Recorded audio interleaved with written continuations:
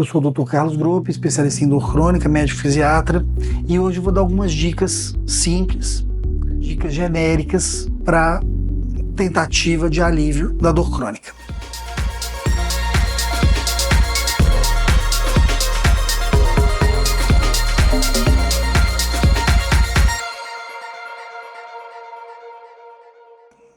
Dica 1. Boa noite de sono. É importantíssimo para a gente ter um sistema de analgesia funcionando, ou seja, para a gente ter menos dor, uma boa noite de sono dormida.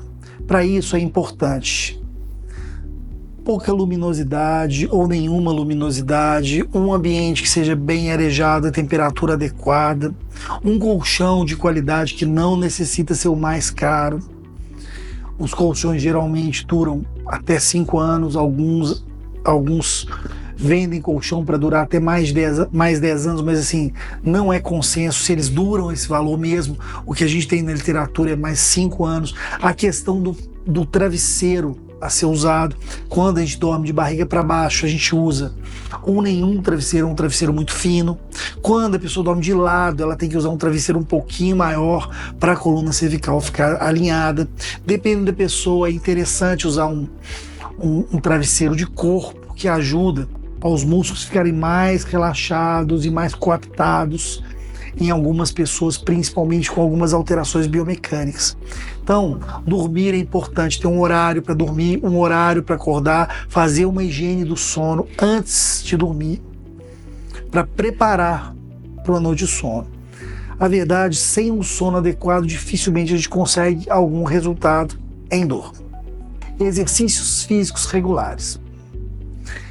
Talvez o mais importante para o alívio da dor seja execução de exercícios físicos regulares, orientados por uma equipe de saúde. Depois você pode fazer sozinho, com supervisão. E aí, esses exercícios podem ajudar bastante a aliviar a dor. Quando a gente faz exercício, a gente tem muito estímulo proprioceptivo de fibras grossas. Isso acaba diminuindo um pouco o input nociceptivo, de acordo com a teoria das comportas, do Melzack. Se essa teoria ainda foram feitos muitos melhoramentos nela, mas assim, grande parte do cerne da teoria e a maneira de se explicar continua de pé. Então é muito importante o exercício. Geralmente o exercício são 35 minutos ou mais, 5 vezes por semana ou mais. A gente tem liberação de endorfinas, a gente tem liberação de irisina, a gente tem um mecanismo de dopamina e serotonina funcionando melhor em quem faz exercícios físicos. E isso é um dos pilares do tratamento da dor, quiçá o mais importante. Alimentação adequada. A alimentação adequada é um dos pilares do tratamento e do controle da dor.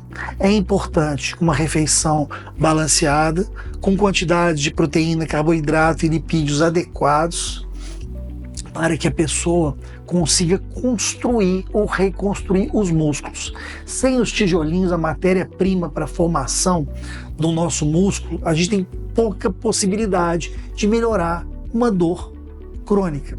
A gente sabe que a proteína, nos pacientes com dor crônica, o turnover, ou seja, o que a gente gasta de proteína é maior quando a pessoa tem dor crônica do que quando não tem. Por quê? Porque a pessoa precisa manter um tônus um pouco maior, dependendo do tipo de dor crônica.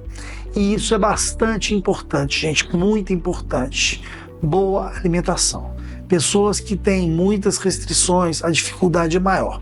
Se você tem alguma restrição por motivo pessoal ou motivo religioso, é importante consultar o nutricionista para fazer as adaptações necessárias, tanto de proteínas, carboidratos e lipídios, também com microelementos, que são bastante importantes também para o funcionamento dos nervos.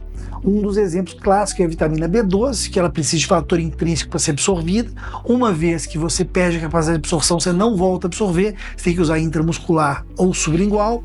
E o que faz a B12? A B12 é a base de cobalto e ela envolve os nervos, a bainha de mielina envolve os neurônios. Então, para você ter uma condução mais rápida neural, é necessária a bainha de mielina. Quanto mais mielinizado, maior a velocidade de condução. Evitar longos períodos em uma determinada posição. Ficar assentado na mesma posição por muito tempo, mais de 40 minutos, não é salutar, e nem ficar em pé. Então é importante, essa vida da gente moderna, que trabalha no computador, horas e horas sentado numa cadeira, é importante a gente ter pausas durante esse período.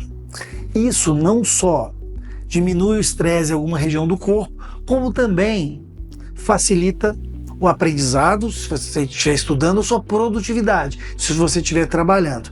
Então a gente pode levantar, pode fazer um alongamento leve, mas depende da condição. Nem todo mundo pode fazer todos os alongamentos. Às vezes beber um copo d'água, a quantidade adequada de água é muito importante. E às vezes também usar uma proteína, um iogurte líquido, alguma coisa que tenha sido prescrito pela equipe de saúde que trata de você. Então, essa questão de evitar muito tempo numa mesma posição é importante, é um fator muito importante no controle da dor. Alguns tipos de meditação, quanto mindfulness, ajuda o paciente a desfocar da dor e não pensar nela o tempo inteiro. Então, o que acontece? Exercícios de mindfulness ou meditação que muitos livros ensinam a gente fazer sozinho em casa, eles podem ajudar a você ter um relaxamento e também um alívio de dor. Então, às vezes, fazer uma meditação algumas vezes por dia, mesmo sejam poucos minutos, que ela pode ser estudada em um vídeo ou em um livro sobre o tema, e aprendendo, cada vez você fica melhor na meditação e cada vez ela vai ser mais efetiva. Cumprir à risca o tratamento orientado pela sua equipe de saúde. Muitas pessoas, elas vão fazer um determinado tipo de tratamento, mas às vezes elas têm muito compromisso, elas faltam às sessões, elas faltam aos tratamentos. Para a gente ter o melhor no tratamento de dor, o que importa é regularidade. Assim, como você está fazendo uma musculação e você vai fazendo aos poucos, você vai cada vez aumentando o peso e conseguindo fazer cada vez mais, e seu músculo vai ficando mais forte, e isso requer uma gradação. Você não vai pegar um peso muito alto no primeiro dia, pegar um peso pequenininho, aí de acordo com a sua pressão você vai aumentando o peso até chegar a um peso maior que vai te dar mais resultado. E isso é a mesma coisa com a dor. Se você faz qualquer tratamento sem a regularidade que foi definida pelo plano sua equipe assistente, mesmo com todo o empenho, esse resultado pode ficar subótimo. E lembrando, a dor crônica ela pode agravar com o tempo. Então, uma vez estabelecido um plano e se você tiver confiança na equipe que está cuidando de você, é muito importante para o seu bem que você siga as recomendações à risca, tanto ir nas sessões e nos tratamentos, quanto as orientações para casa. Se você gostou desse vídeo, acha que ele pode ser útil para algum amigo ou familiar que sente dor crônica, por favor, compartilhe esse vídeo para que ela possa ter acesso às informações. Deixe nos comentários dúvidas e sugestões de esclarecimentos ou de vídeos adicionais sobre os temas em questão. Não se esqueça de curtir e compartilhar. Obrigado.